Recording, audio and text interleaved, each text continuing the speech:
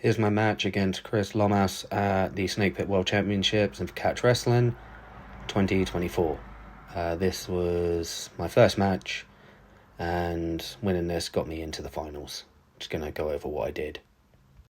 Okay, so right away, as soon as the match started, I was looking to get an underhook straight away. But in order to get there, I had to start hand fighting. Chris went for the heavy collar ties, which gave an opening for me to get an underhook, but he was still slipping out, so continuing a hand fight, going for a 2-on-1, and trying to get back either to an underhook or another takedown. He was defending pretty well, but I still managed to slip in some underhooks, but he kept pushing away. You still see he's going for the heavy collar ties, trying to tie me out and pull on my neck, which I'm used to, and then he's trying to snap and move away, try and take me down, but I'm still shooting for underhooks. Eventually, when it gets to here, he then tries to sort of throw me, but I keep coming back. The main thing, especially with short people, is if you can keep pressure going, you also keep going forward, and you keep applying more pressure. Eventually, they do start slipping up, and that was my main goal for this, was to just keep going forward, keep applying pressure, and eventually getting a body lock, which is my main takedown. And then from here, I start going for the trips to get him flat down. Immediately, he shoots back up into a referee position, and I'm still worried about the hips, and then I try and go for a face lock. But it's not really useful if I can't pin him down. So eventually, he tries to roll me over, and then he shoots back up for a single leg, which I get a Kimura grip. Then we break away and restart. And again, I'm still going for my underhooks. He's starting to get a bit tired now and hand fighting. I'm still applying pressure. He is pushing forward a bit, but I'm fine with that. And he's still trying to tie me out with the neck and trying to sort of pull me around to take me down. And now he's putting a little bit of pressure, but I've still got an underhook. And then eventually he tries to do a little judo throw, but I get another body lock. This time I'm right behind him, so I'm trying to pick a side to try and take him down. The foot sweep didn't work, so I tried to trip him up again, but then he moves his leg, and he's trying to break the hands to get free, push on the face, and then he's trying to, again, go for another trip, but I get there first and get him down in referee position. When I get him down, I keep making this mistake where I have my left hand over his waist, and that can lead to I call it a fat man roll, and you'll see towards the end, I eventually start paying for that. So really, I'm still trying to understand wrestling from last year. I'm trying to get like pins, and I'm still quite a newbie. I've only been at this for 6 years, mostly no-gi jiu-jitsu. I'm just wrestling properly for about a year now. This is 2025.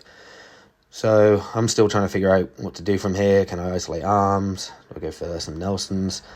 Do I pin on that head? But I still keep making that mistake of getting that hand around the hip. Eventually that does come back to bite me. From here, I'm very dominant from the top. I try and sort of get a pin him on his back, which would end the match, but he then lays flat on his stomach, which, if you don't know, wrestling, be it catch, Greco, or freestyle, or judo even, you pin them on their back, the match is over. Chris is doing really well, staying in this referee position, still like strong, even for 44, I think his age was at this time. So I'm trying to like flatten him out and trying to see if I can get a pin on the back. Eventually we do have to move because we're out of the bounds, so you start in the same position. Gave a little chest bump to try and like push myself a bit more because I'm very gassed out. I was quite heavy here. So the match continues, and I'm still like on top, still dominant, and I'm just really holding him, trying to figure out what to do. Not the best idea, but, you know, we live and learn. And as we keep going through, I'm still trying to either get him pinned on his back, and I'm trying to see if I can get a pin with his shoulders, but he's very strong at pulling himself back up, so I just hold on to the waist, trying to get underhooked. He tries to sit out. I again flatten him and follow him, and try and isolate this arm to try and get a pin on the shoulders and move him forward, but no luck. He gets back up. So there's a lot to learn from here as well. Carrying on with the face lock, he eventually tries to grab my leg. I move that leg out, and I believe this is here. As I try and isolate that arm, he succeeds and gets that reverse. So now I'm in the defensive position, and from here he starts to go for a face lock, which I can actually feel my gum shield like coming out, and I was like, oh, that's not good.